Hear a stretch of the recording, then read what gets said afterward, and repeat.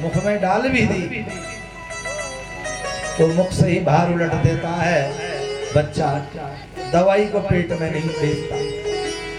और बीमारी जाएगी कब? जब दवाई पेट में पहुंचेगी। जब हम डॉक्टर साहब के पास जाते हैं, डॉक्टर साहब से कहते हैं डॉक्टर साहब बच्चा दवाई तो खाता नहीं और बीमारी बढ़ती जा रही है, तब डॉक्टर साहब कहते हैं एक काम करें, इस कड़वी दवाई में थोड़ा सा शहद मिला लेना और शहद की मिठास के साथ दवाई बच्चा पी लेगा। और बच्चे ने वो कड़वी दवाई शहद के साथ पी ली, मीठा मीठा समझ के। लेकिन ऐसा भी ना हो कि दवाई कम हो जाए और शहद ही शहद पिलाई जाए। तो ये भागवत में, क्योंकि बड़ा ज्ञान का जो विषय होता है वहां निद्रा का आक्रमण जल्दी होता है, नींद जल्दी आती है, क्योंकि ज्ञान का विषय है। और उस नींद को भगाने के लिए, नींद ही आ गई तो कथा कहां से सुनेंगे? उस नींद को भगाने के लिए बीच बीच में ये कड़वी दवाई के रूप में मीठा मीठा शहद संगीत के रूप में हम पिला देते हैं। उद्देश्य हमारा है कि बीमारी भगाई जाए, कथा सुनाई जाए, लेकिन ये बीमारी भागेगी कैसे? नींद आ जाए। तो उस नींद को भगाने के लिए, बीमारी को भगाने के लिए भागवत रूपी कड़वी दवाई में थोड़ा संगीत रूपी शहद मिला देते हैं। और जो शहद के साथ भागवत का रस पिया, हमारा उद्देश्य एक ही है कि बीमारी भगाना है। बीमारी तभी भागेगी जब भागवत सुनेंगे। बीमारी कौन सी? तापत्रय विनाशाय। दैहिक, दैविक और भौतिक तीन प्रकार की बीमारियां, तीन प्रकार के कष्ट, ये तभी भागेंगे जब भागवत रूपी दवाई हम पिएंगे। और जो दवाई पी तो बड़े आनंद के साथ सारी बीमारी भागी। परीक्षित महाराज को 7 दिन में मृत्यु का कष्ट हो गया। सुखदेव जी महाराज कथा सुना रहे और देवताओं को पता चल गया, देवराज इंद्र को पता चला कि भैया सुखदेव ने परीक्षित को कथा सुना रहे सुखदेव जी, और परीक्षित का मृत्यु का डर ही खत्म कर दिया। देवता सोच रहे ऐसी कौन सी भयानक दवाई पैदा कर दी जिससे मृत्यु का डर ही खत्म हो गया। सुधा कुंभम गृहीत्वैव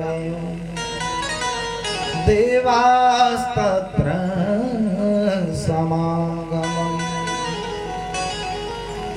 देवताओं को पता चला तो अमृत का ही कलश ले आए। अमृत का मतलब है अमृत, जो उसको पी ले तो नमृत, जब पी ले तो मरे ही ना, ऐसा अमृत।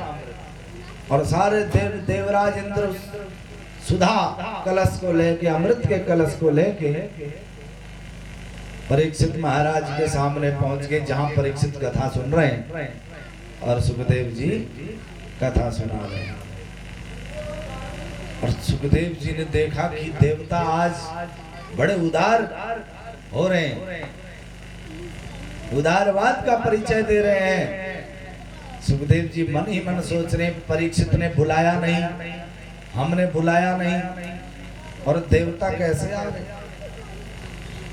और देवता तो सुखदेव जी महाराज से कह रहे हैं, सुखदेव जी ये अमृत का कलश है, परीक्षित को मृत्यु का डर है, ये परीक्षित को पिला दो अमृत, ये मरेगा ही नहीं। सुखदेव जी ने कहा अरे ठगिया, हम ठगने के लिए हम ही रह गए बाबा वैरागी। देवता अपने काम को बनाने में बड़े माहिर होते हैं, छल बल के साथ काम बना लेते हैं। प्रभाष्यामो वयं सर्वे श्रीमदे भागवतामृतम्।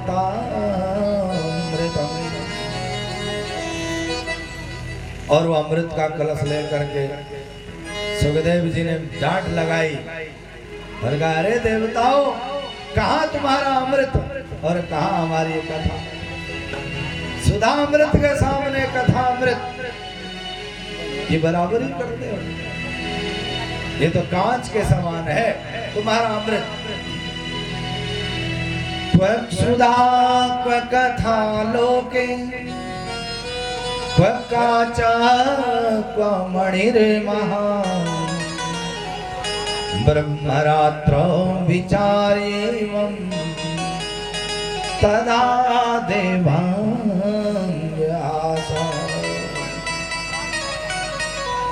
कहाँ तुम्हारा कांच और कहाँ हमारा हीरा, और हीरे के रत्ने की बराबरी कांच से कर रहे सुखदेव। और देवताओं को डांट फटकार लगाई और भगा दिया। ब्रह्मा जी को पता चला कि भाई परीक्षित का मृत्यु का भय खत्म हो गया। ब्रह्मा आदि देवताओं आश्चर्यचकित हो गए कि भागवत कथा में इतना जबरदस्त। राज्ञो मोक्षं तदा वीक्ष्य पुरा धाता विस्मितः सत्यलोके तुलां बद्ध्वा तोलयत साधनान्यजः। भागवत जी को तोला गया। तराजू के एक पलड़े में भागवत जी रखी गई, दूसरे पलड़े में सारे वेद उपनिषद पुराण रखे गए, लेकिन भागवत जी को कोई असर ही नहीं। वजन सबसे ज्यादा भागवत जी का। सारे पुराण सारे उपनिषद धीमी हल्की पड़ गई। लघु निन्यानि जाता गौरवेण इदं तदा ऋषिगणः सर्वे विस्मयं परमं जयो। तब सारे संतों ने, महात्माओं ने, विद्वान जनों ने भागवत जी को सर्वश्रेष्ठ महापुराण कहा। मेदिरे भागवत रूपम शास्त्रम भागवतम कलो। कि भगवान श्री कृष्ण जी का ही स्वरूप भागवत के अंदर आकर विराजमान हुआ। गोविंद की श्याम माला इस भागवत में समाई हुई है। जब हमारे गोविंद परम धाम गए, उनके शरीर से जो बिजली प्रकट हुई, उसका एक अंश भागवत जी में आके समाहित हो गया और एक परम धाम चला गया। सौनक जी ने सूत जी महाराज से पूछा कि महाराज, इतनी जबरदस्त कथा के बारे में आज बता रहे हो कि भागवत इतनी बड़ी जबरदस्त कथा है, फिर 7 ही दिन में क्यों सुने? इतना बड़ा जीवन पड़ा, हमेशा सुनते रहे। 15 दिन में सुने, 10 दिन में सुने, लेकिन 7 ही दिन में क्यों? कृपा बता। तब सूत जी बता रहे हैं, हमारे नारद जी भी थोड़ी देर में आए, तैयार होंगे। एकदा ही विशालायां चत्वारो ऋषयो मला सत्संगार्थं समायाता दद्रचुस्तत्र नारदम्। एक समय की बात है, बद्रीनाथ धाम में 4 भाई सनक, सनंदन, सनातन और शरद कुमार घूम रहे थे। भाई क्यों घूम रहे थे? सत्संगार्थम, सत्संग की इच्छा मन में ली। सत्संग का मतलब होता है सत का संग।